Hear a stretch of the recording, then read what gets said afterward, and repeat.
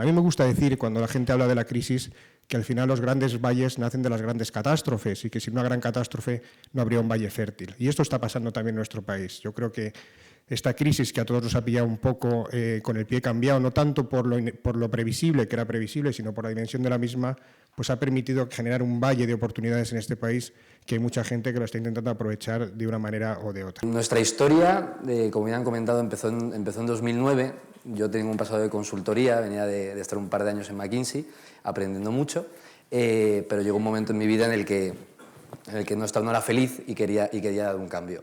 Entonces, junto con un amigo mío, Juan Urdiales, dándole vueltas a diferentes ideas, vimos que dentro del mercado de empleo había un problema común a nosotros y a nuestros amigos, y era que la gente se perdía oportunidades de empleo. A pesar de todo lo que existía, la gente de repente te seguía llegando un amigo un día diciendo: ah, mira, me voy a trabajar a Google. Y tú decías: ¿pero cómo? Si yo también quiero, ¿pero por qué tú? Y dice: no, pues encontré una oferta, me llegó por no sé quién, tal, no sé qué. Y tú: ah, vale. Entonces, al final veíamos que había una falta de transparencia en el mercado que hacía que la gente se perdiese cosas interesantes. Lanzamos el proyecto. Cuando me invitaron y vi lo de la crisis, dije: bueno, pues siempre recordaré una llamada a Lehman Brothers antes de que cerrase, intentándoles vender Job and Talent. Oye, esto os va a servir para fichar a gente de verdad, que tenéis mucho talento. Decían: no, sí, es que estamos mal, de verdad. No te lo puedes imaginar. Esto en 2008, un poquito antes de lanzar el proyecto, cuando estamos haciendo un poco de testeo de mercado, y durante ese fin de semana pues cerró. Y fue como: uy, estamos seguros de nos estamos metiendo. Pero aún así seguimos, lanzamos el proyecto con un enfoque un poco diferente a lo que es a día de hoy, que es una cosa que pasa mucho también en las startups, de lo que eres inicialmente a lo que acabas siendo. Hay un mundo, ¿no? Porque las ideas son muy bonitas, pero al final esto va de ejecución y va de que encuentres un product market fit que muchas veces no lo encuentras al principio. Entonces nosotros lanzamos un proyecto que lo que buscaba era que tú te enterases de esas oportunidades a través de tus amigos, que tus amigos te ayudasen. Pasados un par de años nos dimos cuenta de que eso pasaba en una pequeña medida, pero que la gente al final lo que quería, más que ayudar a los demás, era ayudarse a sí mismo. Y lo que quería era oportunidades para ellos. Hicimos lo que suele llamar en Internet, cuando hay algo que haces y no funciona bien, en vez de decir que has fracasado, dices que pivotas. Entonces, más o menos. Entonces nosotros pivotamos hacia otro concepto parecido, intentando resolver el mismo problema, pero buscando mucho más el matching entre la oferta de empleo y el candidato.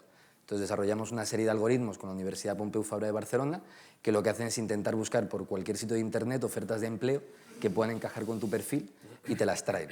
Idealmente en móvil, ¿no? Una experiencia móvil, porque al final todos estamos on the move y que queremos recibir esas ofertas allá donde estemos.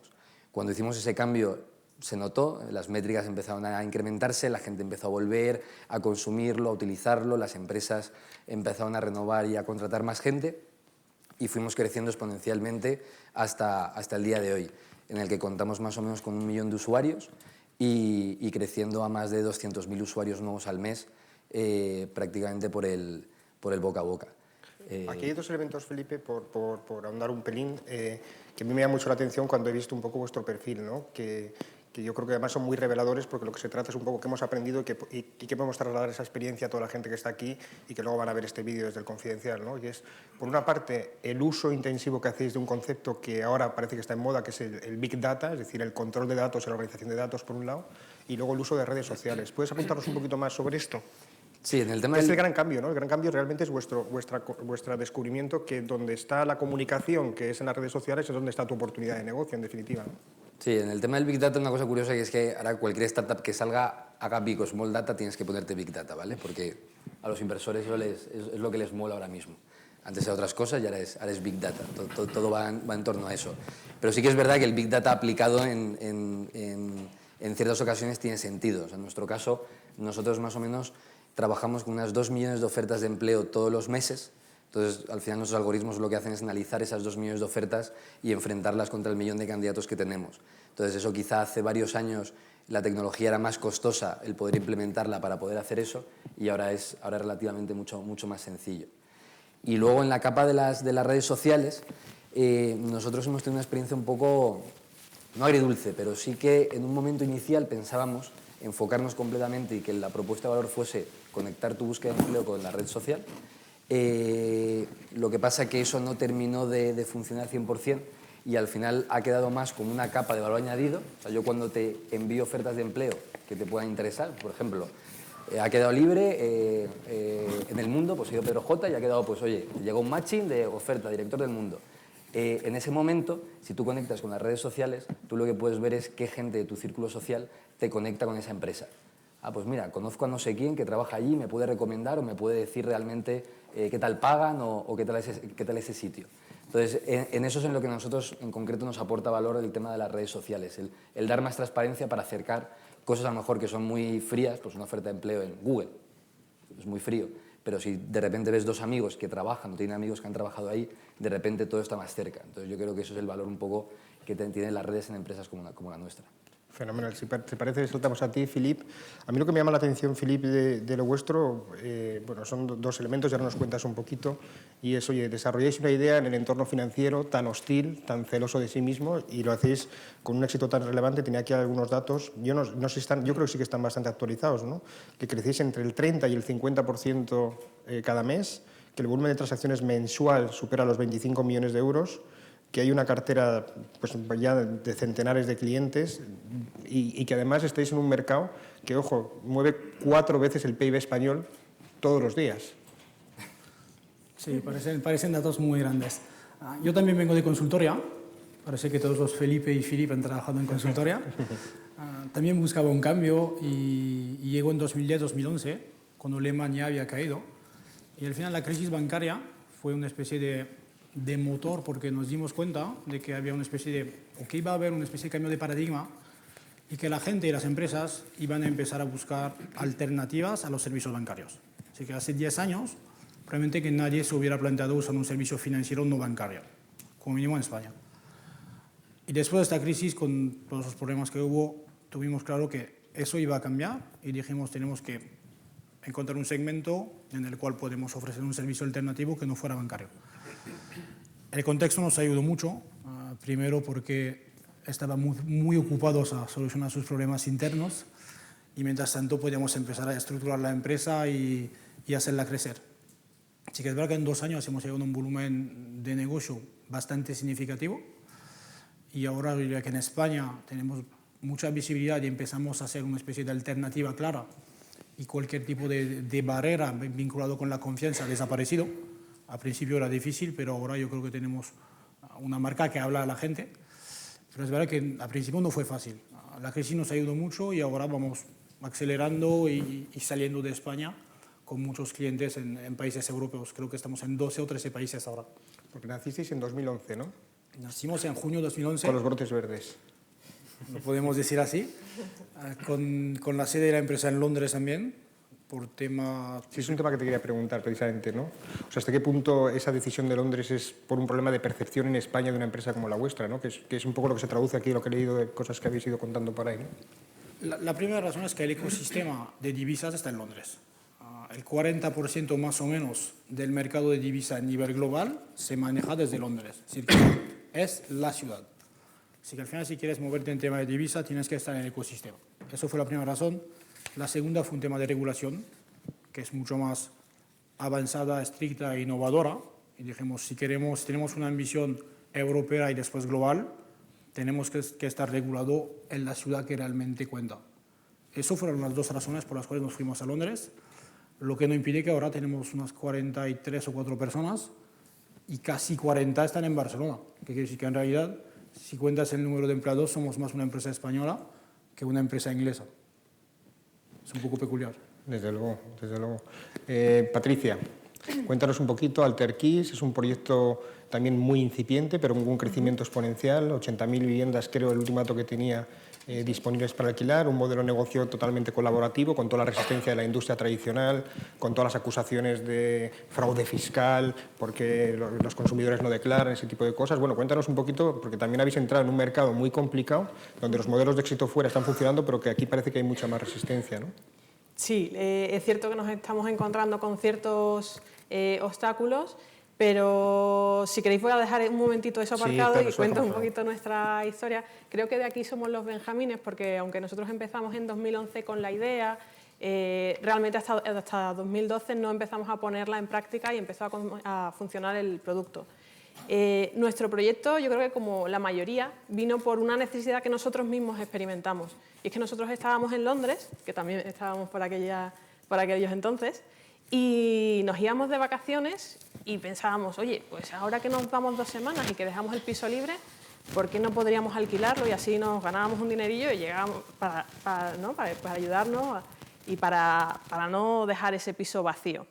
La verdad es que estuvimos buscando mucho y no encontramos una forma que nos satisfaciera gracias, por completo, porque siempre teníamos la duda de ¿y a quién se lo voy a alquilar?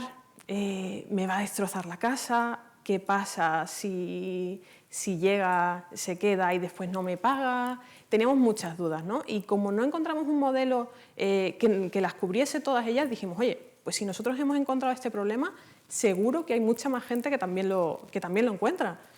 ¿Por qué no damos nosotras la solución a este problema? Y fue ahí, en este mismo sofá de la Casa de Londres, donde empezamos los 3 socios a maquinar y a pensar cómo podíamos hacerlo. En nuestro caso, y siguiendo también vuestra carrera, nosotros somos 3 socios, yo vengo también de consultoría y ellos 2 de banca de inversión, o sea que se cumple un poco lo que estamos hablando, ¿no? Para mí, bueno, un poco contaros que lo más importante que nosotros le llamamos de ser emprendedores es que nosotros pasamos la prueba del domingo, que le llamamos. Y es que, no sé si a vosotros os pasaba, a nosotros desde luego sí, cuando antes trabajábamos por cuenta ajena, llegaba el domingo por la noche y decíamos, mañana lunes, mañana empezar la semana. Y eso, os doy mi palabra, ahora no pasa. Ahora llega el domingo por la noche y estamos todos deseando que llegue el lunes y empezar y volver a trabajar, porque realmente no paramos, y seguir con nuevas ideas y vamos a ver si esto funciona y vamos a darlo todo. Y la verdad es que en la mentalidad y sobre todo en la actitud se nota una diferencia muy grande. Y bueno, un poquito sobre Alterkis, pues sí es cierto que estamos creciendo ahora mismo a un ritmo muy, muy grande. Contamos con 80.000 casas ya en toda Europa, que es donde estamos posicionándonos, aunque queremos en un futuro no muy largo, espero, pues abrir mercado en Estados Unidos, Asia, son nuestros primeros mercados que queremos abrir. Y ahora mismo contamos con 5.000 ciudades, es decir, que es probable que si queréis ir a algún sitio en Europa tengamos algo para vosotros. Fenomenal. José Antonio, si te parece, bueno, como filósofo, pensador, floricultor, una persona muy vinculada al tema del emprendimiento, con cursos desarrollados de emprendimiento, con una teoría de la inteligencia absolutamente apasionante que se concreta en la educación y en la creación cultural. ¿Cómo estás viviendo todo este fenómeno desde tu observatorio, desde tu atalaya, de tu experiencia? ¿Qué te inspira todo esto, que encarna muy bien con las frases tuyas que cito antes, probablemente dentro de una bibliografía mucho más extensa? ¿Y cómo se traslada esto, o cómo crees que se va a trasladar en el conjunto de la sociedad, ¿no? ¿Que hay un cambio realmente de pensamiento colectivo o todavía estamos muy atrás, ¿no? Bueno, en primer lugar, darte las gracias por 2 cosas. Una, porque me has incluido en el grupo de los jóvenes, de manera que yo te lo agradezco mucho.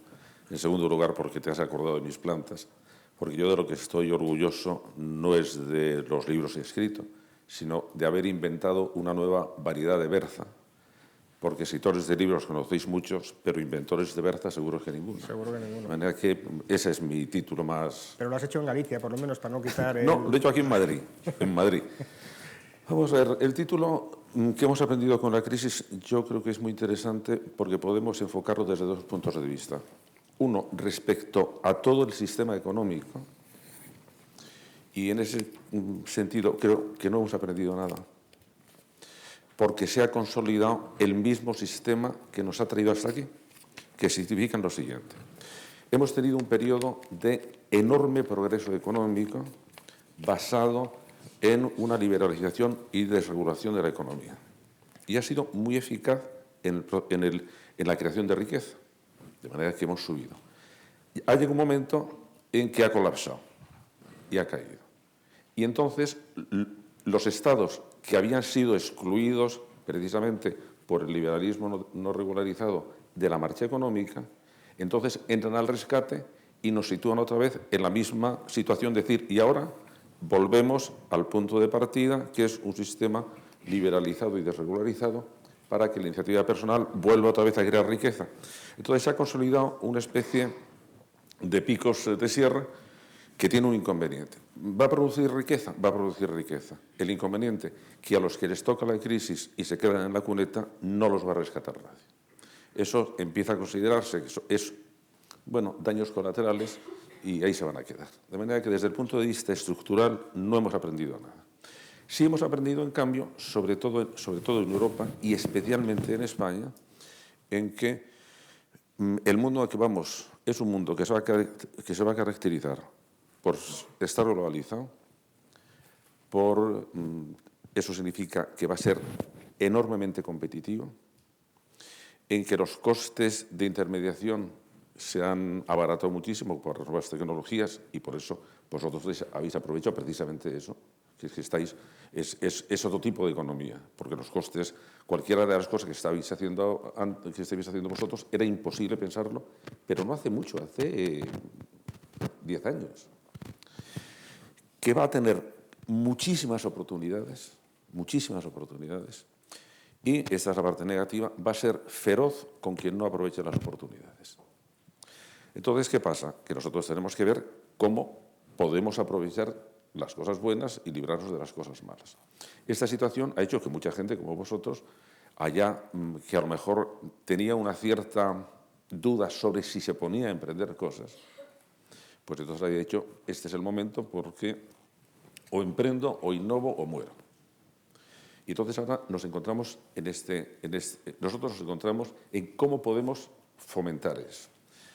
Hace ya 10 años la consultora McKinsey puso una frase que ahora se está convirtiendo en realidad. Ha comenzado la guerra por el talento. Ha comenzado la guerra por el talento y entonces, mientras que antes las economías de las naciones, la riqueza de las naciones era o las materias primas, o era la producción agrícola, o era el número de habitantes, o era el capital financiero, ahora todo eso pasa a un segundo lugar y dice, no, la riqueza de las naciones es su capacidad de generar talento.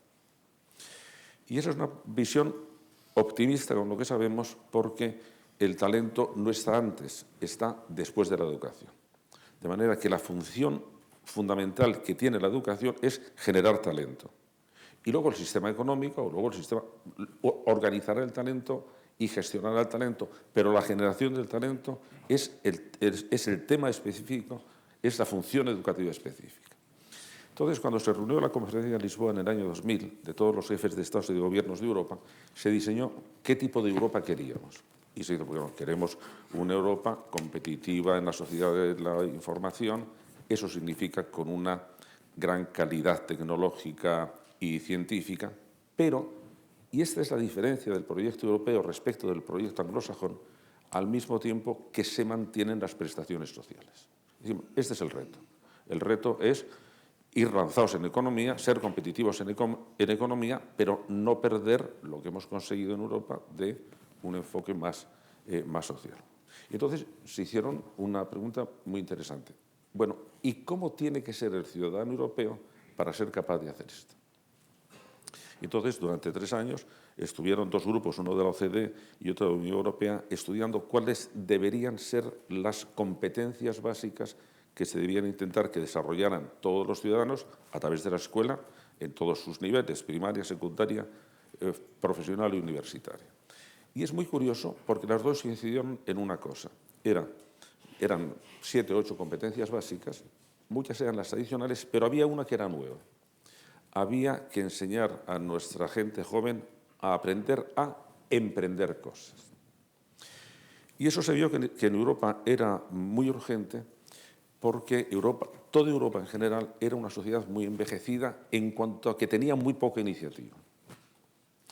Cuando yo hablo con mis amigos americanos, me dicen, pero que en España la edad de independencia de la gente joven de sus familias es a los 30 años. ¿Y qué hacen mientras tanto? Pero ¿cómo es posible que quieran estar todavía en la familia? Porque efectivamente nosotros hemos cuidado mucho la protección de nuestra gente joven y les hemos lanzado pocos. Y entonces en España una encuesta de la Universidad Politécnica de Valencia, hecho en todos los estudiantes de todas las carreras universitarias, incluida Administración de Empresas o incluida lo que tuviera que ver con empresas, lo que nos decía es que el 84% de los universitarios españoles lo que quiere ser es funcionario. Este es un proceso realmente de lentificación de nuestra vida, hay una especie de aversión al riesgo y aversión a la idea del fracaso. España es, yo creo que, la única nación donde a una persona que ha fracasado se le dice eres un fracaso. Déjame hacer una pregunta en relación con todo esto a aquí estos emprendedores que tenemos. Hay un punto, perdóname José Antonio, pero es que me ha llamado mucho la atención. Cuando vosotros decidís voy a hacer esto, uno trabajando en McKinsey, otro trabajando en Deloitte, otro trabajando en banca de inversión, la reacción del entorno, y va un poco al hilo que tú comentas, ¿cuál fue? O sea, ¿hay un entorno realmente hostil hacia esta idea de emprendimiento y un entorno que favorece la seguridad? ¿El emprendimiento hace esto en España mucho más difícil? Que va un poco al hilo para ir a lo empírico de lo que estás comentando. ¿Os ha pasado? Francamente, ni me lo pregunté, no me importaba para nada. Así que lo que sí es verdad, yo creo que es más un tema de asumir riesgo, y yo creo que la cosa que puede ser muy problemática es emprender, yo lo digo siempre, cuando tienes una hipoteca e hijos. Eso es un verdadero freno y un verdadero riesgo al emprendimiento. Pero cuando no tienes hijos ni hipoteca, al final el riesgo es muy, muy limitado comparado con el éxito potencial y lo que vas a aprender. Y lo del entorno, al final yo creo que es un tema personal. Hay gente a quien le importa mucho la imagen que da afuera y esta posibilidad de imagen de fracasado, pero yo creo que eso es algo muy personal. A mí ni me lo pregunte, ni me lo planteé, me daba igual. ¿A vosotros? La familia andaluza, que Yo mucho he de más... decir que en mi caso, y encima éramos 2 hermanos, la familia, los amigos, todos nos decían, pero estáis locos, sois de los pocos afortunados que tenéis no solo trabajo, sino muy buen trabajo. ¿Cómo vais a dejarlo todo por una cosa que vete a saber si realmente va a salir, ¿no? Es muy arriesgado. Queréis viajar por la patilla, te dijeron, ¿no? Sí, claro. Queréis buscaros la forma y no sabéis cómo, ¿no? No, pero sí que es cierto que nos dijeron de locos para arriba, ¿no? Pero cuando una vez le hicimos entender que realmente era nuestro sueño, que era nuestra pasión y lo que queríamos hacer, es verdad que contamos con todo el apoyo de la gente que nos rodeaba y hasta hoy, ¿no? Pero sí es verdad que les sorprendía mucho y que les daba a la gente de nuestro alrededor mucho miedo ¿Y eso, el dejarlo todo. ¿Te pasa a ti también o no? Yo creo que 3 feedbacks diferentes, ¿no? O sea, mi familia, apoyo, pues mi padre también ha sido emprendedor y ha montado negocios y entonces sabe un poco de qué va el tema y mi madre pues quizá de primeras un poco más de miedo, su hijo único. Es que toda madre quiere tener un hijo notario. Claro, y solo tiene uno, entonces lo tenía. Tiene uno. Sí, entonces lo tenía, pero a partir de ese momento apoyo.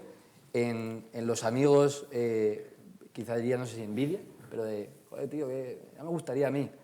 Bueno, lo puedes hacer realmente, pero sí que hay una sensación ahí de no estoy a gusto, pero me da miedo, no lo voy a hacer y tú lo vas a hacer y joder, qué envidia me das. Así que noté un poco ahí de eso, de envidia sana. Y luego de la gente de mi trabajo, por ejemplo, de mis jefes, pues directamente me dieron dinero. Es decir, ¿vas a hacerlo? Ah, pues mira, toma este dinero y así empiezas con eso. Entonces, la verdad que no tuve excesivas reacciones adversas de no lo hagas, tal, sino más bien un poco todo lo contrario. Ahora fíjate, Alberto, que estamos ahora en una situación... Intervenid ya cuando queráis, ¿eh? O sea, que yo estoy aquí de adorno. Lo importante sois vosotros. En una situación curiosa en España, porque ahora la palabra emprendimiento se ha puesto de moda. Demasiado. Lo cual significa que de repente se pasará de moda y ya está.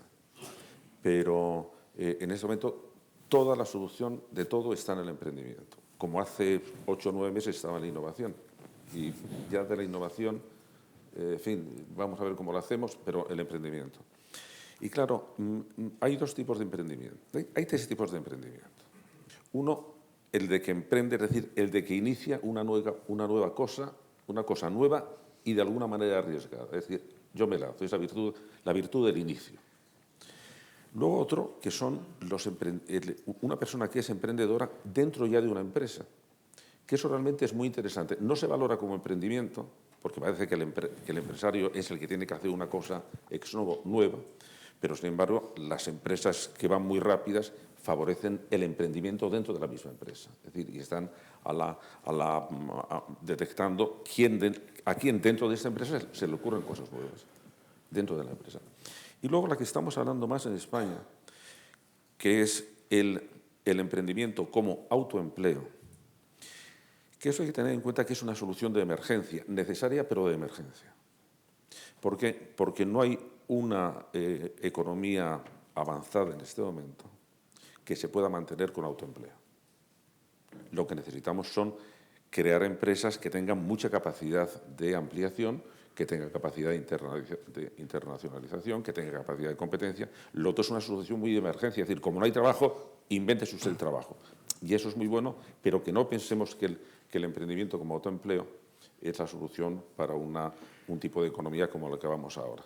Una pregunta os iba a hacer. Bueno, antes de nada, recordaros, ahora que ya está un poco el debate situado, tenéis unos tarjetones en las sillas donde podéis plantear las preguntas que queráis, luego las iremos agrupando y yo intentaré agrupar para que los temas no se repitan, ¿vale? Se lo podéis acercar a cualquiera de las azafatas que están repartidas por la sala, ¿vale?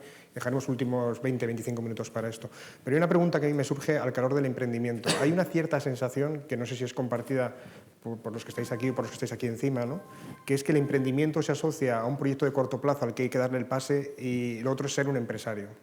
¿No tenéis esa sensación? O sea, no, José Antonio, ¿no crees que hay esa percepción? O vosotros, ¿no creéis que hay esa percepción? ¿No? Mira, completamente de acuerdo, porque el martes estuve hablando de un tema parecido a este en La Coruña y tenía como interlocutor a Enrique Dans, que es, bueno, es uno de los que ha lanzado más las nuevas tecnologías. Y la discusión que teníamos es que él estaba dando una visión del emprendimiento como el lanzamiento de una marca personal, entonces todo eran redes sociales, mira, lo importante es posicionarte, lo importante es que conozcas todo eso. Y, oye, Enrique, tú me estás diciendo un tipo de emprendimiento absolutamente virtual, absolutamente virtual. Lo favorecen las nuevas tecnologías, es decir, vosotros tres tenéis 3 negocios que son empresas porque los tenéis que mantener. Y claro, el emprendedor no es solo el que comienza, sino el que después realiza eso. Es el paso de la acción. Primero es tener una idea y luego el paso de la idea a la realización y de la realización al éxito. Tiene que mantenerlo todo.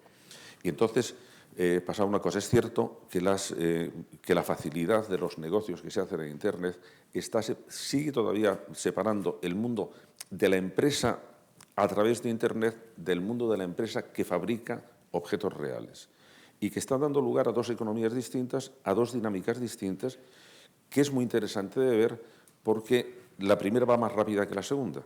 Es decir, la segunda es más complicada porque tienes que tener más personas. En España tenemos el problema de que mientras que los negocios que se dan a través de Internet crean pocos puestos de trabajo, pero muy tecnificados, necesitamos empresas que fabriquen cosas y que... No, con un problema adicional, que los claro, negocios pero que fíjate, se crean en Internet sustituyen los por poner un trabajos ejemplo, de... por poner un ejemplo, Amazon. Amazon es una mezcla muy curiosa de los 2 niveles de los 2 niveles de economía. El Amazon fuerte es un sistema informático de una perfección absolutamente colosal. Pero luego está la segunda parte. Quien te lleva el libro a tu casa es un currito que va con la moto. Hay dos Amazon. Uno, el del que maneja los libros, los lleva, los almacena, te los transporta, y la alta gama, que son realmente genios informáticos, es decir, que lo han hecho con una perfección. ¿Vosotros cuando lanzáis las empresas, hay una motivación de corto plazo o hay una vocación de largo plazo? Hablando con franqueza, o sea, ¿hay una sensación de, oye, hay una necesidad donde yo puedo hacer un hueco y esto le doy el pase? ¿O realmente había una motivación espiritual o la motivación espiritual ha venido después? Yo creo que hay una vocación de largo plazo. No sé si se oye. ¿Sí? ¿El micro? ¿Se oye? Sí. Yo creo que hay una vocación de largo plazo, lo que no quiere decir que tú vas a llevar la empresa a largo plazo. Quiero decir, tú la montas, puede ser un gran éxito a largo plazo, pero puede ser que después de unos años haya alguien mejor que tú para llevarla. Pero cuando la montas, no es para venderla y que desaparezca a 3 años. Así que yo creo que hay una gran diferencia. Sí, yo creo que cuando tú tienes esa gran idea, ¿no?, que es la que te lleva a montar tu empresa, tú quieres realmente que llegue a algo que sea una cosa muy, muy importante. Sabes que eso no lo vas a conseguir el día siguiente, sino que es una cuestión de constancia, de mucho trabajo. Y yo creo que, o al menos con la mayoría de los emprendedores con los que yo tengo la suerte de estar casi a diario, es la filosofía que veo, ¿no? Pues dejar un trocito de mí, de mi trabajo, bueno, no para siempre, sino en el largo plazo, quiero decir, ¿no? Que tu producto no viva, lo crees hoy, viva 2 años y muera después, sino que quede para siempre. Sí, bueno, yo, no sé, en mi caso particular, cuando lo empezamos y cuando me lo planteo cada día, o sea, casi yo no lo pienso ni como empresa, ¿no? O sea, al final lo que nosotros estamos haciendo es estamos creando un producto que resuelve un problema o que trata de resolver un problema. Entonces, es un poco la obsesión que tenemos. En nuestro mundo existe la cultura del pelotazo, pero como existía en los pisos y como existe en la bolsa y como existe, o sea, al final es una cosa que es humana a todas las economías del mundo. Y es algo que es así y va a ser así. O sea, yo es que tampoco, o sea, está ahí. Y no es ni bueno ni malo, es así. Entonces, va a haber un montón de gente en esta industria que vaya con la cultura del pelotazo y a alguna gente saldrá bien, a otra gente le saldrá mal. En nuestro caso en concreto, si no hubiésemos pasado el tiempo que hemos estado, tenemos una vocación más a largo plazo. Y probablemente es que ni nos planteamos mucho lo del éxito, ¿no? O qué va a pasar el día de mañana, o esto va a ser algo solo, no lo sé. Mi obsesión es que este producto funcione y que ayude a la gente a encontrar ese trabajo que debería estar haciendo. No sé qué pasará el día de mañana ni cómo vendrá. Lo que también hay una cosa clara es que, aparte de crear eso, tiene que haber una rentabilidad económica, ¿no? O sea, al final, o sea, todos tenemos unas ciertas ambiciones financieras. Entonces, que puede que no necesariamente por vender la empresa, pero por vivir bien. Pero una pregunta os iba a hacer, Felipe. Vosotros que estáis en fase de expansión y que obviamente necesitáis recursos, de repente entran unos tíos a meteros una pasta y ¿qué les decís? Porque dependiendo del perfil, o sea, entiendo que algunos de vosotros habéis dado el salto de Friends and Family Sí. a un entorno de inversor profesional que busca una rentabilidad.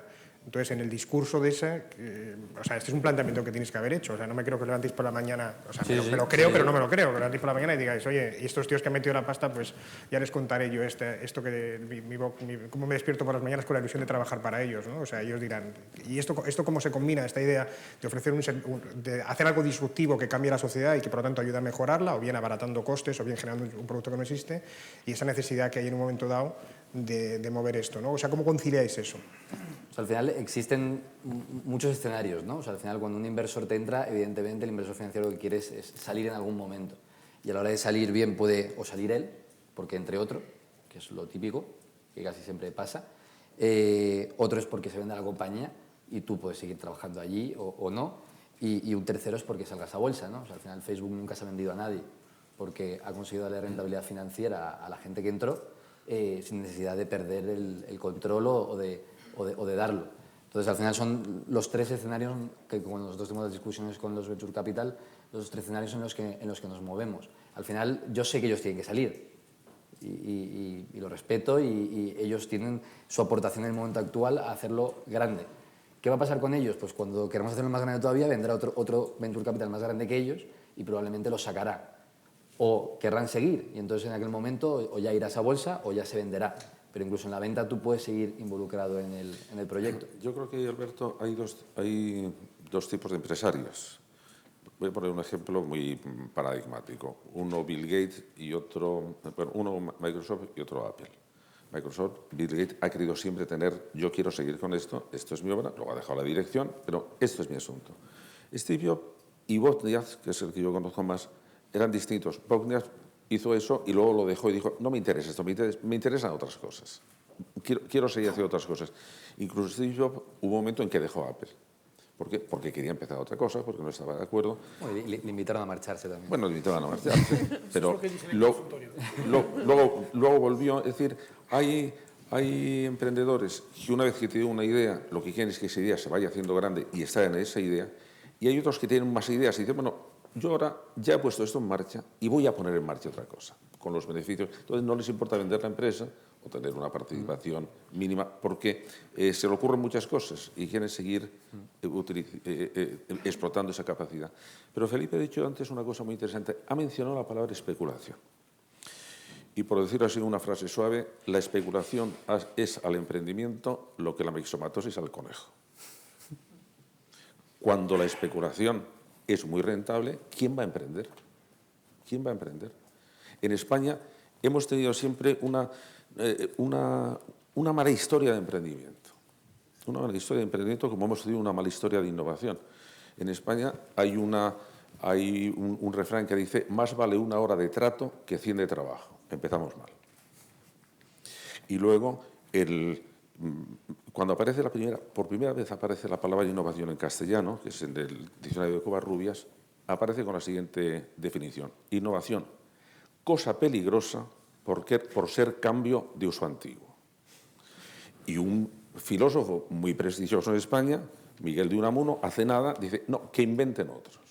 Nosotros estamos para otras cosas. Bueno, eso nos ha penetrado, eso realmente no hemos aplaudido al emprendedor, y luego hemos tenido otro problema. La figura del emprendedor en España ha estado machacada. Y ahora vuelve a estarlo. Durante muchos años el emprendedor era el que se aprovechaba de la plusvalía ajena, con lo cual, en fin, si eres un empresario con éxito, algo turbio tiene que haber. Y ahora la crisis económica ha vuelto a empeorar la imagen del empresario, pues porque se le ha hecho. Y hay que distinguir entre los empresarios decentes y los empresarios absolutamente indecentes. Pero son cosas que en España han frenado mucho nuestra capacidad de emprender cosas. Una, como decía Patricia, porque hemos tenido mucho miedo, y otra, como decía Felipe, porque hemos aplaudido mucho la especulación, y porque teníamos muy mala tradición de emprendedores. Yo ahí en esa parte, o sea, es una parte en la que no termino de estar de acuerdo 100%, y o sea, yo creo que España como país es un país que en general en toda su historia ha sido un país muy creativo, ¿no? O sea, hemos sido de los más creativos del mundo en pintura, en escultura, hemos sido creativos a la hora de crear cadenas hoteleras, a la hora de crear Inditexes, a la hora de crear, o sea, un montón de cosas. O sea, si realmente yo cuando estoy en Inglaterra y miro, es un país infinitamente más comerciante que creador, mientras que España cuando lo miro es más creador que comerciante. El problema yo creo que ha habido es que el entorno no ha acompañado. O sea, en España hay unos creadores maravillosos, pero creo que el entorno económico, el entorno familiar, el entorno de la gente, ¿sabes? Al final no solo se basa en talento, es talento más que ese talento tenga la oportunidad de poder poner en marcha sus ideas. Y yo creo que lo que ha faltado es eso, ha sido que el entorno realmente se haya creído que se pueden hacer Inditexes en este país, o GoWex, o la empresa que queramos. Sí, pero fíjate, Felipe, que cuando estás hablando de creatividad en España, enseguida has puesto ejemplos artísticos. La creatividad económica es la que nos ha fallado. Pues porque no nos subimos como Inglaterra o como Estados Unidos a la revolución industrial, estábamos en otra cosa, llegamos tarde. Afortunadamente Internet, y vosotros sois ejemplos, las nuevas tecnologías han permitido saltarnos alguna etapa evolutiva, porque os habéis subido al vagón de cabeza sin haber tenido que haber pasado por todas las cosas, que es realmente una gran posibilidad. Pero no hemos tenido, claro, pero el entorno no lo hemos tenido. No tienes razón, no hemos tenido una cultura emprendedora, y eso es lo que estamos ahora intentando en toda Europa, pero a nosotros nos toca España, ver cómo podemos tener dar la vuelta. Ya conocemos muy bien lo que se llama el efecto Medici. Es por qué el efecto Medici, el ejemplo de Florencia. ¿Por qué en Florencia realmente se juntaron tanta gente estupenda en un momento ideal? Podría ser el efecto Silicon Valley. Pero bueno, ¿qué pasa en Silicon Valley? ¿Es que allí hay un ambiente especial? No, que es que cuando hay mucha gente, incluso en foros como estos, que os ponen en contacto vosotros, que podéis cambiar ideas, que podéis cambiar experiencias, ahí se va creando un clima favorable. De hecho, hay una pregunta que, por hacer la pregunta por boca de tercero, dice: desde la administración pública el mensaje se emprende, pero en vuestro caso, ¿os habéis encontrado con facilidades reales o más bien frenos por parte de las administraciones públicas? Que esto va al hilo de la posibilidad que tiene España de haber creado hubs de emprendimiento, ¿no? Yo creo que ya tuvimos una gran oportunidad con las energías verdes, que nos las hemos cargado, y ahora habría una gran oportunidad con algo tan deslocalizable como Internet, ¿no? ¿Cuál ha sido vuestra experiencia, Filip? Que te veo mordiéndote la lengua. Yo creo que la administración pública tiene un discurso muy aspiracional y que cambia con la moda. Es decir, hablan de innovación, pues todo el mundo habla de innovación, dicen hay que innovar. Después se habla de emprendimiento, hay que emprender. El problema es que la gente que habla de eso no sabe absolutamente nada de todo eso. Quiero decir, ahora hay la moda de decir que los emprendedores como nosotros vamos a solucionar el paro. Pues yo creo que hay 2,5 millones de parados y Google tiene 50.000 empleados. Quiero decir que si en España mañana se crea 10 Google, cosa que es absolutamente imposible, evidentemente, el paro se reduciría solo del 20%. Así que hay esa gente que no tiene ni idea, que lanza grandes ideas y que en realidad 3 meses después o 2 años cambia de idea porque es de moda cambiar de idea. Quiero decir, la misma moda que si vas en Londres te dicen que ahí quieren crear otra Silicon Valley. Todavía no está hecho, pero tienen un ecosistema razonablemente bien montado. Vas a París, te dicen que quieren también Silicon Valley, y en Barcelona también la quieren, y en Madrid también, y en Milán, y en Múnich, y todos la quieren, porque ahora es muy aspiracional y pinta muy bien decir que en cada país va a tener una Silicon Valley, pero eso francamente son discursos un poco sin sentidos que creo hay que desconsiderar totalmente, porque eso no hará avanzar la máquina. ¿Llega a suponer un freno para vosotros, de hecho, la administración, más que un impulso? Yo es que creo que la administración pública no pinta nada en esto. O sea, al final, no, dice, otros políticos pueden haber generado un Silicon Valley aquí. No, eso es imposible. O sea, si es que no tiene nada que ver. O sea, yo creo que no pintan nada porque es que lo único que pueden hacer para mí es no frenar. O sea, pero prefiero que ni se metan, porque es que yo de verdad creo que es completamente imposible que ningún gobierno en ningún país, con la gente más lista y resucitando a Sócrates o a quien sea, es que van a poder conseguir generar eso. Porque eso al final se genera con el talento y con el Medici y con el entorno económico que esté dispuesto a apostar y a mantener a ese talento al volante, ¿no? Porque muchas veces en las empresas el problema es que el emprendedor la arranca y luego dicen, ahora ya no es una startup, ya es una empresa. Ahora hay que meter un financiero de CEO y quitar al emprendedor. Que eso es lo que pasó con Steve Jobs. Steve Jobs lo que quería en Apple era reinventar Apple. Porque al final él sabía que lo que había montado ya no tenía sentido y había que volver a cambiarlo. Pero llegaron allí los de la gente del board y dijeron, no, aquí hay que meter un tío de que venga del mundo financiero, que esto ya es otra liga. Y eso son unas cosas que yo creo que habrá que romper, porque los Googles y los Facebook solo se crean cuando el tío creativo sigue al mando del invento. Sí, Un segundo, Antonio, a ver, Patricia. Sí, hablabas tú un poco de freno, que dices que esto es lo único que quitarías, ¿no? Yo estoy totalmente de acuerdo porque creo que al final los que tenemos que hacer esto que vaya mejor, o sea, mejorarlo, somos nosotros y los que vamos a ir montando nuestros negocios, pero sí es cierto que ahora mismo, por lo menos en España, hay un freno bastante grande porque tenemos muchas complicaciones, pues porque tú no puedes tener tu proyecto y simplemente ponerte a hacerlo. Es que tienes tantas exigencias antes de esto que yo creo que ya es el puro hecho de este freno, como le estamos llamando, ya está previniendo que mucha gente comience su andadura. Por poneros un ejemplo, bueno, seguro que vosotros estáis en la misma o en una situación parecida. O sea, nosotros tuvimos que crear 2 empresas, una en España y otra en Inglaterra, y sinceramente es que no se puede comparar. O sea, es que la de Inglaterra la montamos en 1 hora, me refiero a darla de alta y todo esto, mientras que la de España tardamos meses, mucho dinero y muchísimo esfuerzo. Entonces, empezando por aquí, algo hay que mejorar. Yo discrepo un poco sobre eso porque al final yo creo que alguien que tiene un proyecto ambicioso en el sector tecnológico, yo creo que la excusa de que cueste más tiempo y un poco más dinero crear una empresa aquí que ahí es una excusa para mí sin sentido. Quiero decir, si tienes un proyecto ambicioso que lo ves, que estás muy motivado, que te cueste un día o 30 crear una empresa, 3.000 euros y no un pound, yo creo que eso es una barrera tan marginal que ni se debería comentar.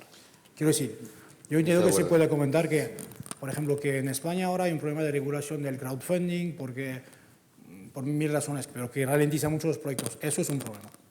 Pero que cueste 30 días más crear una empresa, la persona que realmente se desmotiva por eso, yo creo que mejor que regrese a la consultoría y no monte una empresa. Sí, está claro que a la persona que está totalmente apasionada, ya te digo, o sea, y en mi caso fui yo la que tuvo que ir de administración en administración a conseguir el papel de no sé qué, pues lo haces, está claro. Pero, oye, que es que esos, yo creo que no fueron ni 30, fueron más.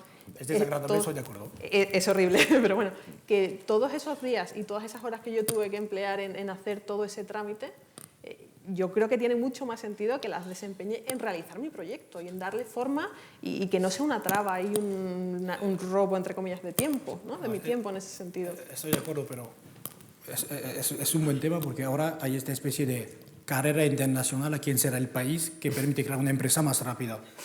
Es el ranking más estúpido del mundo. No es eso que importa. Lo que importa es cómo educar, formar al talento, cómo motivarles, el tema de que yo creo cueste todo más. cuenta, ¿eh? Pero Al fíjate, final son pequeños detallitos. Pero Filip, yo creo que estás pensando en el tipo de empresa que llevas tú. Porque nosotros, yo creo que Patricia tenía razón. Es decir, cuando estamos hablando ahora de lo que decía Felipe, que me dejen tranquilo, hay efectivamente tres modelos de Estado. El Estado controlador, cuanto antes desaparezca mejor. El Estado absolutamente liberal, que dice, bueno, pues claro, te permite. Y luego yo creo que hay un concepto de Estado que es el Estado promotor, es decir, el Estado que anima a la gente a que promueva y que le da facilidades. Y que entonces facilita el acceso al crédito, facilita la legislación, facilita la aparición de mecenazgos, facilita la aparición de incubadoras de empresas, facilita las infraestructuras que van a facilitar después al emprendedor.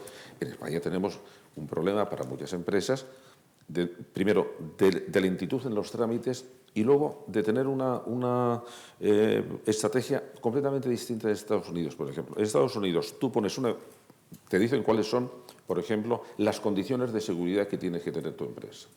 Y te dicen, no, pero ponga usted mañana. Luego pasaré yo a verla. Y como haya infringido usted alguna de las normas que he confiado en usted, a usted se le va a caer el pelo. En España, en cambio, es una cultura muy de la desconfianza. No, hasta que no me convenza a mí usted de que lo va a hacer todo fantástico, no le doy la autorización. Y muchas veces hay autorizaciones que, por ejemplo, en cuestiones de impacto ambiental, te pueden tardar 1 año, o 2 años, o 3 años. De manera que es... Segunda cosa, que en España no es verdad que tengamos un mercado unificado, porque hay regulaciones de empresas que tienen 17 regulaciones distintas, una en cada comunidad. O sea, decía Telefónica con el asunto de las antenas de los móviles, que era una complicación, porque cada comunidad había hecho su propia regulación de cómo se ponían las antenas de los móviles. Y eso es verdaderamente... frena. Por eso no son bloqueos, es decir, no se puede hacer. Son dificultades, son pequeñas dificultades, y es una carrera de obstáculos. Y bueno, claro, los que tienen mucha resistencia pueden con todo, pero muchos se quedan en la...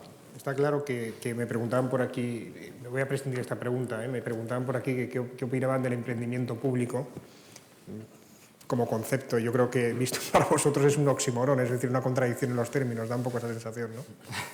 Pero bueno, yendo a otra parte que me parece más interesante todavía es, en un momento dado, la gente que pueda estar viéndoos ahora, que pueda estar emprendiendo, a mí me gustaría que les contarais el día en que dijisteis lo dejo, que seguro que ha tenido que pasar unas cuantas veces, y qué fue lo que os llevó a decir, no lo dejo. Es decir, esa capacidad de vencer las dificultades, un poco las que tú comentas, ¿no? Hay gente que se puede ahogar en un mar de papeles, hay gente que se puede ahogar en un gap tecnológico, hay gente que se puede ahogar en una dificultad financiera de comprender un balance. ¿Tenéis en la memoria ese día que dijisteis lo dejo y ese día que dijisteis voy a seguir? Nosotros fue el día que el primer Business Angel puso pasta sobre la mesa. ¿Entendido? ¿El día que? El día que el primer Business Angel, el primer inversor, puso dinero sobre la mesa, que era una especie de voto de confianza, así que este día dijimos ya. ¿Y ese fue el día que pensaste dejarlo? No. Ese es el día que lo viste. Hace mucho tiempo que lo pensamos dejar, sí, pero siempre había la duda de si el proyecto era suficiente maduro o no. Y el día que un Business Angel, pero uno profesional del sector, puso dinero sobre la mesa, ya era la respuesta por defecto. Yo en mi caso decir que la verdad es que en más de una ocasión he pensado, lo dejo, esto es muy duro, no puedo. Y he de reconocerlo, o sea, es así, lo he pensado. Pero después te vas a la cama, descansas, duermes un poquito, meditas las cosas un poquito con calma y dices, a ver, bueno, ayer tenía el calentón del momento y lo vi todo negro, todo oscuro, pero realmente la cosa no es tan mal y esto tiene solución. O sea, en peores plazas hemos toreado, que le decimos en mi tierra, ¿no? Entonces, al final, siempre cuando se templan los nervios y ves las cosas con un poquito más de distancia y perspectiva, dices, pero ¿cómo lo voy a dejar? Si es que esto es mi sueño, si es que por esto llevo trabajando y esto es lo que me gusta. O sea, esto simplemente se va a quedar como una anécdota más en el camino, pero salimos de esta, pero vamos, seguro. Entonces, yo sí he pasado por ahí. En mi caso yo creo que tuvo un papel muy importante el desmitificar este mundo, ¿no? Porque o sea, tú lo ves desde fuera y tú ves lo que los medios te hacen llegar, las historias que salen por ahí, que es todo de éxitos y parece todas cosas como muy aspiracionales. Y en mi caso pues tenía la suerte de que había estudiado en la universidad con la gente que había empezado Twenty y entonces tuve la oportunidad de conocer en profundidad por dentro un proyecto de éxito de Internet. Entonces eso también te ayuda un poco a desmitificar y a entender qué es lo que hacen, qué es lo que no hacían y a verlo de cerca, ¿no? Porque al final cuando tú ves algo y tú te ves ahí y dices, yo podría estar allí, es el momento en el que yo creo que dices, bueno, o sea, rompes una barrera, ¿no? Porque todo esto, eso son historias muy famosas y parecen inalcanzables, ¿no? Te lees el libro de Steve Jobs y dices, pero el tío estaba loco, yo no, o sea, ¿cómo voy a poder llegar hasta ahí? Pero cuando ves otros ejemplos de otras empresas que lo han hecho bien y que tú tienes cierto parecido con la gente que lo ha montado, yo para mí fue eso un poco el punto que me llevó a decir definitivamente, oye, pues venga, vamos, creo que tengo lo que tengo que tener para hacerlo. ¿Hay algún minuto a las 24 horas del día que no penséis en la empresa? Yo creo que hasta en sueños. todo va relacionado. No sé, quería hacer una pregunta. Patricia, tu empresa, vuestra empresa, ¿dónde está radicada? En Madrid. En Madrid. En Madrid. Estamos abriendo ahora en Sevilla y tenemos en Londres, pero nosotros, el equipo grande está en Madrid. Sí. Filipe, la tuya. Barcelona. En Barcelona. Y Madrid. En Madrid. Bueno, preguntas que me parecen interesantes que van llegando. Una persona que os quiere dejar el currículum al acabar la charla dice, para los 3 emprendedores, ¿qué perfil y cualidades buscáis en vuestros colaboradores? ¿Empiezo yo? Nosotros sobre todo buscamos una, y da igual el perfil para el puesto que busquemos, y es que la gente tenga mucha iniciativa y amor por el proyecto. Para nosotros esa es la básica. ¿Estáis en perfiles técnicos más? A lo mejor, Filipe, vosotros en el estadio en el que estáis, quizás. A ver, gente formada seguro, pero sobre todo con muchísima hambre. Pero muchísima. Sí, la palabra. Sí, esa es la base. Prefiero a alguien un poco menos formado, experimentado, con mucha hambre, que lo contrario. Sí, yo estoy completamente de acuerdo. O sea, lo que intentas encontrar aquí es gente muy buena para que darle libertad y cuando das libertad a la gente crece cuando tiene hambre. Entonces nosotros, por ejemplo, hemos vivido ocasiones donde nos gusta mucho ver gente que a lo mejor le haya ido bien y de repente en un momento de su vida le haya ido mal, haya vivido la cara amarga del trabajo y esa gente generalmente luego cuando le vuelves a una oportunidad interesante lo revienta, porque es que saben que son buenos y por una decisión mala de que se cambió una empresa donde no creyeron en ellos o lo que sea y vuelven y cogen eso con todas las fuerzas. Luego también es muy importante, al final somos como pequeñas familias las startups, al final vives con ellos, sales con ellos, te vas de viaje con ellos, también tiene que haber un tema personal, ¿no? Es muy importante un tema de feeling, de química y de que te apetezca trabajar con esa persona. ¿Qué parte del éxito temporal, porque nunca se sabe lo que va a pasar mañana, empezando por el confidencial o por una cosa varia o por cualquiera, qué parte del éxito vuestro es pasión y qué parte es capacitación, ¿no? Yo cuando explico el confidencial, de los hombres se pregunta, yo digo, al final, ¿por qué puede no ser replicable el confidencial en muchos aspectos? En otros muchos sí, digo, porque al final hay mucha gente que vive 24 horas el confidencial con una pasión a la hora de hacer las cosas que no las va a vivir nadie, como pasa mucha gente en sus entornos. ¿Qué parte es pasión? O sea, para un emprendedor que os pueda estar viendo, ¿qué parte es pasión? O sea, ¿qué parte es, tío, créete, ¿no? ¿Y qué parte es capacitación? 90 pasión, ¿no? Sí. Pues si eres muy malo en capacitación, no. Claro. Pero 90% pasión, sí, yo creo. No, lo que pasa es que son dos cosas respecto a los estudios que tenemos de qué es lo que están pidiendo ahora las empresas de alto nivel. Suelen ser gente con mucha capacidad de aprender, vamos, con pasión de aprender, con flexibilidad, porque las cosas son muy rápidas, y con capacidad para trabajar en equipo, que es una actitud especial. Hay gente que si no deshace cualquier cosa. Y esas 3 cosas se están valorando mucho y es las que estamos intentando también introducir desde la enseñanza. Os hago 2 preguntas simultáneas para que me respondáis cada uno de vosotros. Una me ha llamado especialmente la atención porque la verdad es que es incluso como un poco directa además, ¿no? Dice, ¿cómo van a aprender de la crisis si han nacido entre la crisis y han tenido éxito? Entonces, ¿qué es para vosotros la crisis? Esa sería la primera parte de la pregunta, que es el punto de origen. Y la segunda pregunta, que está relacionada un poco con esto, Dice, vista vuestra experiencia y cómo están funcionando vuestros proyectos, ¿dónde os veis dentro de 10 años? ¿Volveríais a trabajar por cuenta ajena si tuvierais ocasión? Es decir, ¿cómo ha sido el arranque? Es decir, arrancáis en crisis y de repente para vosotros no hay crisis, ¿no? O sea, ¿qué ha supuesto para vosotros la crisis y qué va a suponer cuando esto pase? Y dos, ¿cómo os veis dentro de 10 años? Y si esto del emprendimiento ya es un bicho que entra dentro, ya no lo puedes sacar. Para nosotros, por lo menos en nuestro caso, nosotros es cierto que nacimos en plena crisis, pero desde luego no triunfamos nada más salir y pasamos muchos problemas al principio, todos sin sueldo, por supuesto, haciendo malabares, ahora sí, para llegar a fin de mes. O sea, nos costó mucho arrancar, pues los proyectos, ya os digo, no triunfan de un día para otro y todo ese tiempo pues tú tienes que estar ahí dando el callo y apostando, por supuesto. Entonces, yo no creo, por ejemplo, en nuestro caso, que la crisis haya sido un factor. Pues al final, haya habido crisis o no, ese proceso para nosotros habría sido el mismo, porque creo que cualquier empresa que empieza, pues al principio, por lo menos nosotros, pues tiene muchísimos problemas, se encuentra con muchas dificultades y al final tiene que ir sacándolas. Y entonces no creo que eso venga simplemente por la crisis. ¿Y dentro de 10 años cómo os veis, Patricia? Pues bueno, a la pregunta que hacías si volveríamos... Sí, eso sí.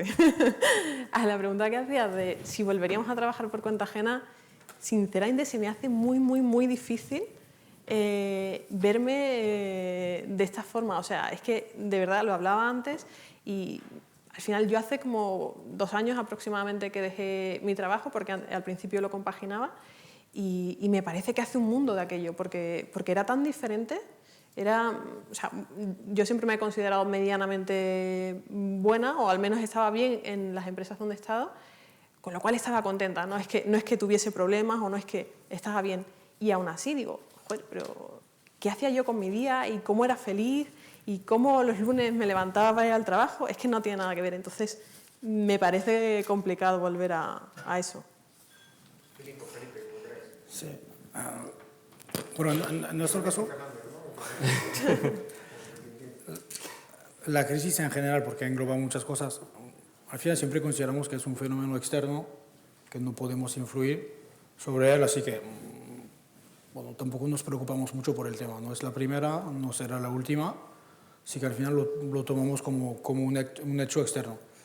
No solo que sí nos ha ayudado mucho, son más todos los escándalos financieros que hacen parte de la crisis, pero son solo una parte. Eso sí que nos ha ayudado mucho a nosotros y nos sigue ayudando porque al final cada 2 o 3 meses sale otro escándalo financiero que demuestra que servicios financieros alternativos tienen todo el sentido. Así que más que las crisis es eso que nos ayuda.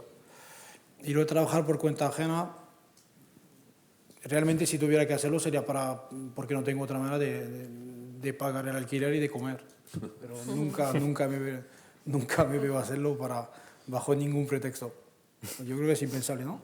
Cuando has sido emprendedor, Muy difícil, no hay vuelta atrás, ¿no? Es muy complicado, yo creo, es lo que tú dices. O sea, yo en la parte de la crisis nos pasa un poco parecido. O sea, al final es lo que es, ¿no? Y no llegas al trabajo y dices, bueno, voy a pensar en lo de la crisis. Te la has encontrado, tienes que vivir con ella. En nuestro caso personal, yo sí que pienso que lo de las crisis hay oportunidades. O sea, a lo mejor en vuestro caso sí, por los temas de escándalos financieros, en nuestro caso no ha sido un apoyo, porque al final hace que haya menos ofertas de trabajo, que haya menos empresas contratando, y por ponerte un dato, nosotros en España tenemos 10.000 ofertas de empleo y en Reino Unido tenemos 200.000, pero es que en Chile tenemos 50.000. O sea, entonces, o sea, para nosotros no es bueno. Yo preferiría vivir en una situación en la que no hubiese crisis porque habría muchísimo más trabajo y egoístamente a Joe Pantalen creo que le iría mucho mejor porque habría más demanda. Y luego dentro de 10 años es complicado cuando estás acostumbrado a vivir con pipelines de 90 días, ¿no? Y dentro de 3 meses vete tú a saber dónde estarás. Pero a mí sí que hay una cosa que se ha comentado brevemente que era el tema del emprendimiento público. O sea, para mí, sinceramente, no hay cosa más bonita que o sea, el poder emprender alrededor de la gestión de un país que afecta a todos los ciudadanos y a toda la gente. O sea, es prácticamente el único sector donde no hay emprendimiento. O sea, hay este emprendimiento en la banca, pero en el sector público es que es imposible. O sea, es muy complicado desde fuera emprender, porque claro, está todo tan regulado y tienen ahí un coto de privado tan bien montado que yo sí creo que de aquí a X años veremos una gran revolución ahí y veremos a la gente participando en el sector público de una manera completamente diferente a lo que es ahora. Y no sé si ni siquiera existirán los partidos o no, o qué pasará, pero sí que creo que hay un campo muy bonito de aquí a 10 años. Presidente Alberto, yo creo que deberíamos recuperar un poco, desde mi punto de vista, porque me interesa introducirlo dentro de los sistemas educativos. Lo que hemos vivido ahora ha sido una catástrofe, no una crisis. Es decir, la crisis es cuando hay un momento de dificultades y justo el momento crítico es cuando cambia la tendencia. De manera que hemos tenido una catástrofe. La crisis va a ser nuestro estado natural en todo lo que nos queda. ¿Por qué? Por dos factores completamente concretos. Vamos a ser un mundo cada vez más incierto y, por lo tanto, cuando las cosas son muy inciertas, estamos en una situación de tenernos que ir acomodando con muchísima rapidez y se van a acelerar todos los procesos. El que es en este momento jefe de ingenieros de Google, que es Kurt Weill, ha anunciado la ley de aceleración tecnológica, por ejemplo. Lo que antes pensábamos o podíamos prever que iba a resultar, que iba a aparecer en 50 años, aparece en 3 años. Y eso produce un sentimiento de decir, voy a tener que estar con muchos sistemas de alarma preparados para detectar los cambios y detectar las oportunidades que esos cambios me permiten. Entonces, la situación normal va a ser situación de crisis perpetua, no de catástrofes, sino de esta situación de que vamos a tener que estar siempre acomodándonos a unos entornos que cambian con muchísima rapidez y donde yo recuerdo una reunión que tuve con todos los directivos de uno de los bancos más innovadores en España. Y el consejero delegado lo que decía es... hay que decir mejorando lo presente. Mejorando lo presente. Era de los tradicionales. No, decía, bueno, el banco dentro de 20 años existirá. Lo que no sabemos es a qué nos dedicaremos. Es decir, porque lo que está cambiando. Y esta situación yo creo que debemos trasladarla a la gente joven, porque tenemos que hacer que no tengan miedo a la novedad y miedo al cambio, porque es irremediable que venga. Y en este momento hay mucha gente que ante el cambio se siente angustiada. Y eso, bueno, pues es mal consejero. De hecho, hay una pregunta aquí interesante que os traslado, ¿no? Porque al final nosotros en el Confidencial vivimos también en un entorno online. Nosotros hemos asumido que Internet es un paradigma, es decir, que la sociedad ya no se reconoce sin Internet y por lo tanto esto transforma todo y que el paradigma al final pues se acaba imponiendo antes o después, como pasó con la rueda y con la imprenta y con un montón de cosas más, ¿no? Pero la pregunta que me hacen aquí muy directa es, ¿pero fuera de Internet hay emprendimiento? O sea, si no hubiera habido Internet, ¿vosotros hubierais emprendido? Probablemente, pero lo seguro es que para la gente razonablemente formada, Internet es el único sector con una capacidad de creación de riqueza tan rápido. No hay ningún sector, y nunca hubo en toda la historia, en el que puedes crear tanta riqueza de manera tan rápida. Así que si eres razonablemente formado, yo creo que es el sector donde tienes que ir. La pregunta ni se tiene que hacer. Alguien formado quiere emprender, que vaya a Internet, porque no hay ningún sector en el cual tienes esas oportunidades, ninguno. El coste de entrada es muy pequeño, ¿no? Antes, una fábrica, contratar, hacerla, las máquinas, todo. O sea, Internet lo que te permite es testear cosas muy rápido, pero que Internet, o sea, muchas veces también cometemos el error de pensar en Internet, todo Internet. Pues no, o sea, Internet, o sea, al final lo que te permite es digitalizar algunas cosas que antes se hacían de manera manual o de manera física. Entonces, hay modelos donde combinan Internet con mundo físico, yo qué sé, sin delantal, y todo. O sea, al final es una empresa de Internet. Pero claro, la comida te la tiene que llevar alguien a casa en la moto.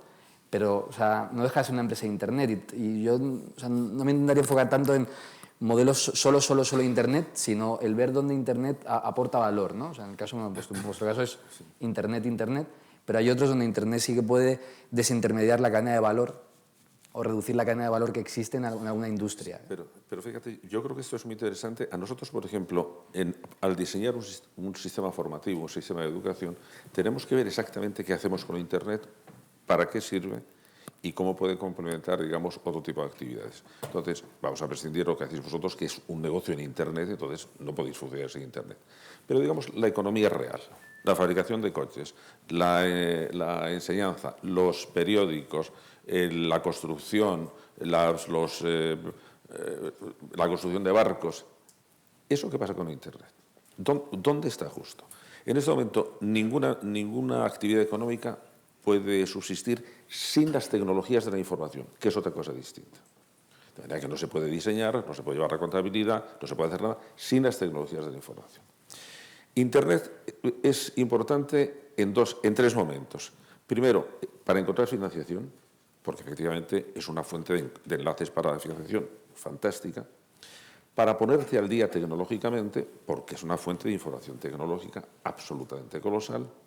Y para el marketing o para la venta de mercancías, porque es un canal de distribución absolutamente fantástico.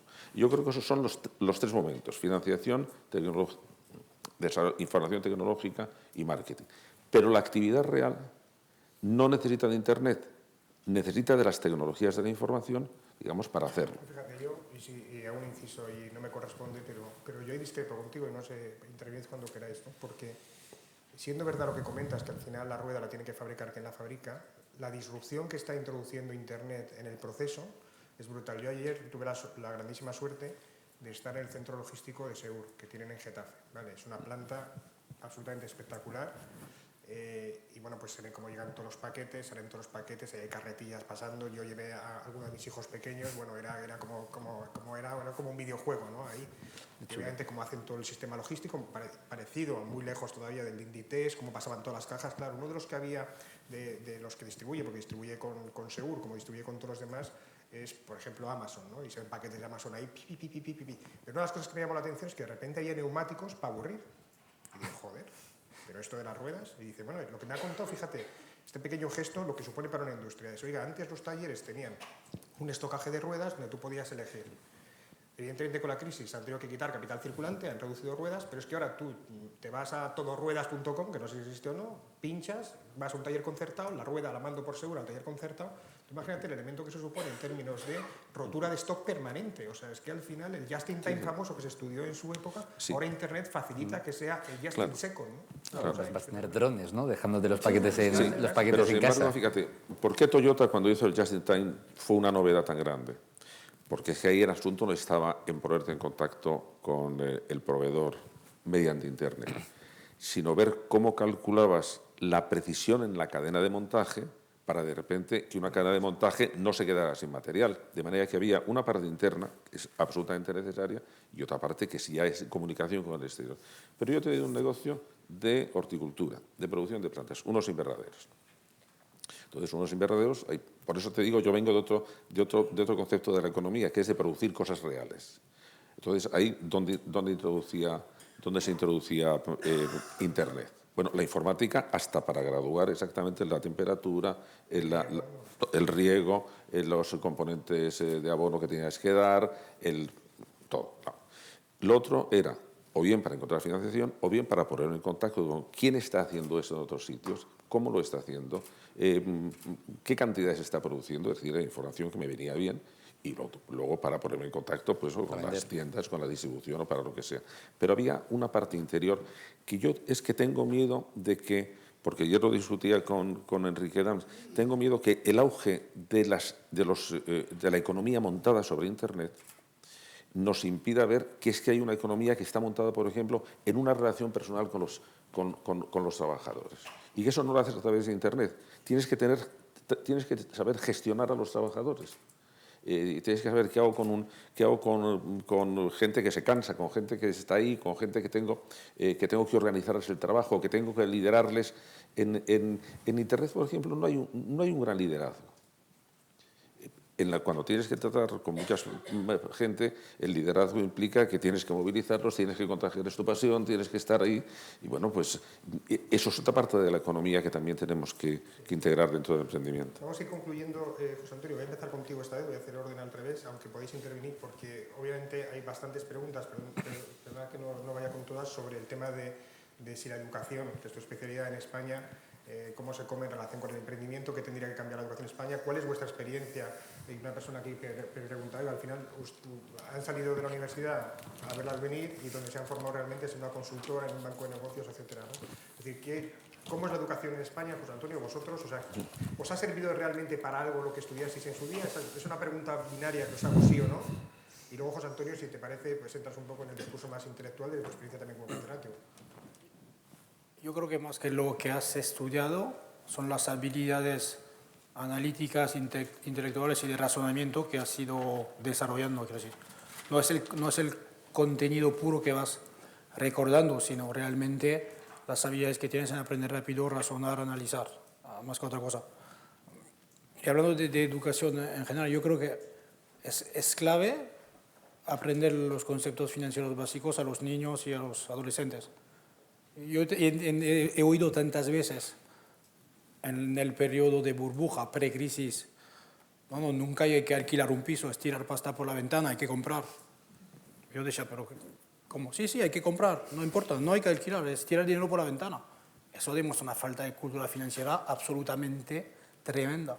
Si todo el mundo tuviera claro cómo funciona una hipoteca, cuáles son los costes financieros y todo eso, probablemente la burbuja que hubo no hubiera sido como mínimo tan grande.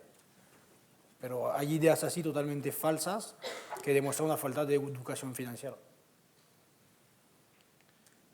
Sí. ¿Vuestra experiencia sí o no? ¿No sabes lo contesta? No, yo te diría, hay aspectos técnicos que he utilizado, pero en general muchas de las cosas que he aprendido no las he utilizado.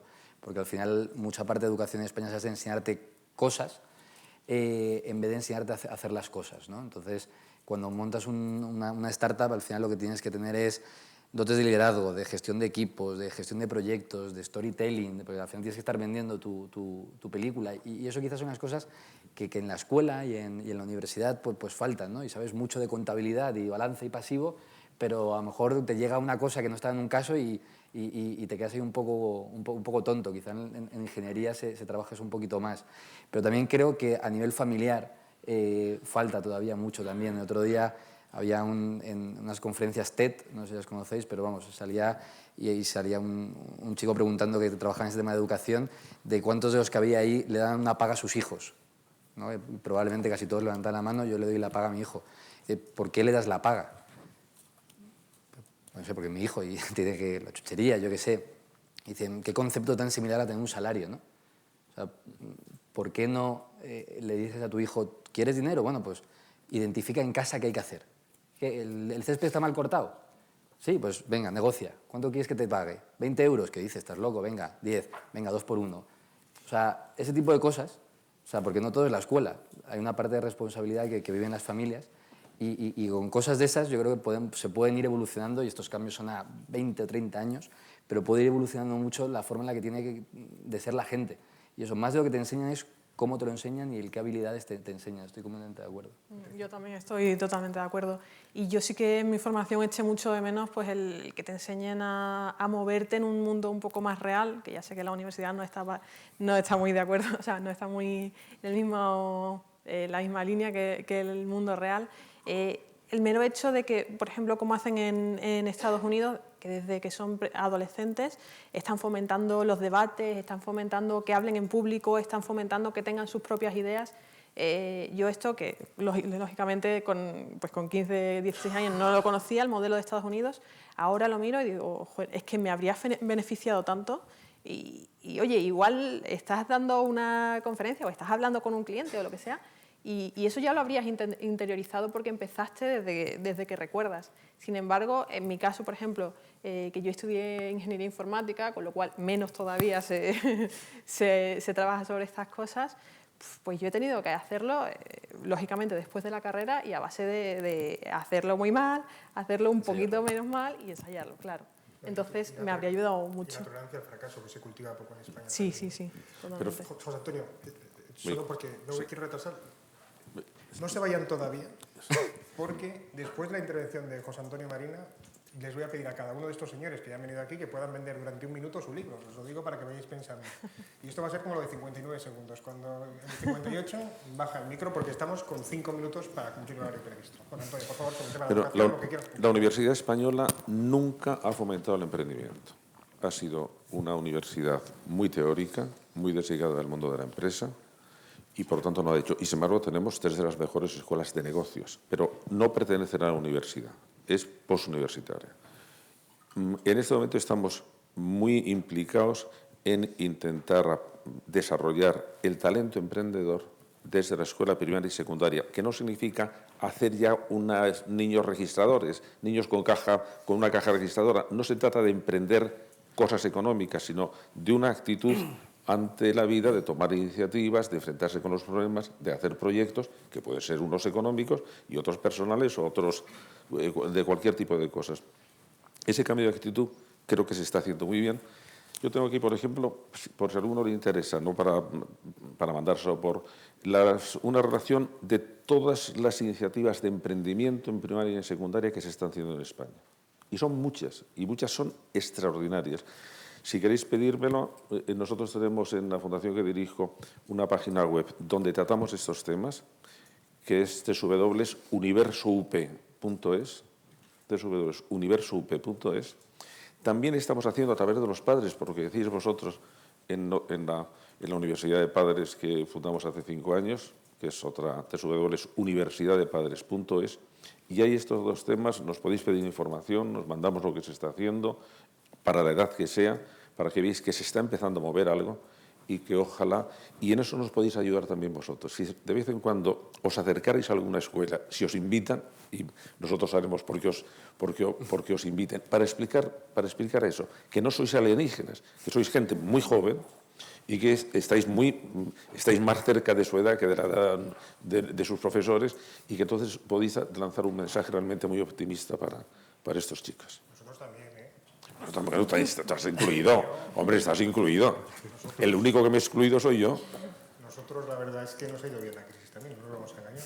No nos pellizcamos a veces para pensar que las cosas están pasando como nos pasan. Bueno, aquí yo veo ahí un señor de Blackstone, por allá al fondo, veo un señor de KKR, veo aquí inversores chinos, inversores mexicanos. O sea, es vuestra oportunidad ahora, now or never, ¿no? O sea, que esto es un pitch, tenéis un minuto, contad vuestra empresa y capturar a los inversores. Perfecto, ¿le doy? ¿Te puedes poner de pie? Pues bueno, o sea, yo lo único breve inciso de no dejéis de darle la paga a vuestros hijos si ya tienen, que no quiero mañana tener en la oficina y a 200 chavales odiándome, ¿vale?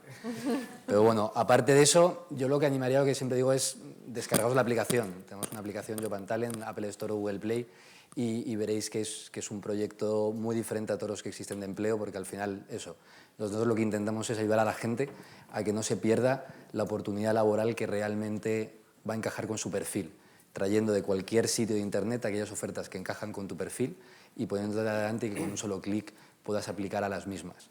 Es una industria enorme, es un mercado muy divertido, aunque hasta ahora todo lo que hay es un poquito casposo, pero estamos en proceso de crear una nueva marca que haga que la búsqueda de empleo no sea algo triste y aburrido. Así que cualquiera que esté interesado que me diga ahora. Vale, voy a empezar con una pregunta. ¿Quién ha viajado ya en avión fuera de Europa? Estados Unidos, Asia, ¿a más manos? Sí, pues muchos. Pues cuando aterrizáis, hay esta fantástica casa de cambio que escribe casa de cambio, nada de comisión y os da un tipo de cambio. En este tipo de cambio hay 10 o 15% de comisión escondida. Pues a las empresas les pasa igual.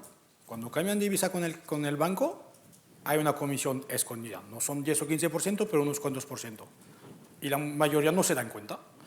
Pues nosotros tenemos un servicio online que permite a la empresa, de manera totalmente transparente, cambiar de divisa sabiendo cuánto paga. Y paga muchísimo menos.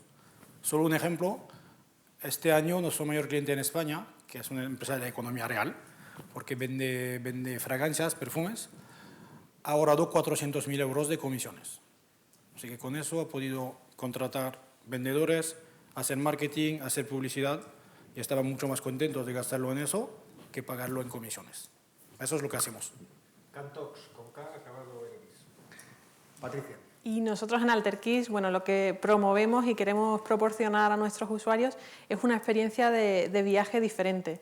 Que cuando tú viajes a una ciudad no te quedes con lo típico y estandarizado y turístico de esa ciudad, sino que la conozcas un poco más desde dentro, y qué mejor forma de conocerla que vivir como un local. Es decir, si tú vas a Londres, alójate en la casa de un londinense, porque vas a conocer mucho de su cultura a través de, pues, de los objetos que tenga en su casa o de, por supuesto, de lo que él te cuente de la ciudad, y vas a vivir una experiencia, como os decía, muy diferente. Por lo general, si vas en grupo, en familia, mucho más cómoda para ti, y sobre todo, lo que os digo, potenciar la idea de que es un alojamiento diferente y más cómodo para nuestros usuarios. Fenomenal, pues espero que hayan disfrutado. Alberto, Perdona. Mi minuto. Tu minuto, ¿eh? Mi minuto. No, en los últimos números, la revista Forbes está diciendo que el próximo negocio del $1 trillón va a ser la educación. Y creo que tienen razón. Y nosotros queremos intentar que inversores en España se dediquen a temas de educación. Nuestra dirección ya se ha dado, www.universup.es o www.universidadepadres.es, y creo que es una buena ocasión porque las cosas van a ir por ahí. Estamos en la edad del aprendizaje y todo el mundo va a tener que aprender y vamos a tener que proporcionar el aprendizaje. ¿Ves cómo había hecho bien metiéndote con los jóvenes que te dejabas al principio?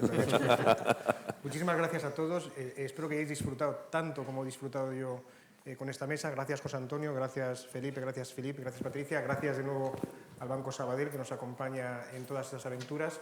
Y ahora, pues a los que os apetezca, os podéis quedar aquí a tomar un café tranquilamente y algunos canapés ilustrados. Muchas gracias.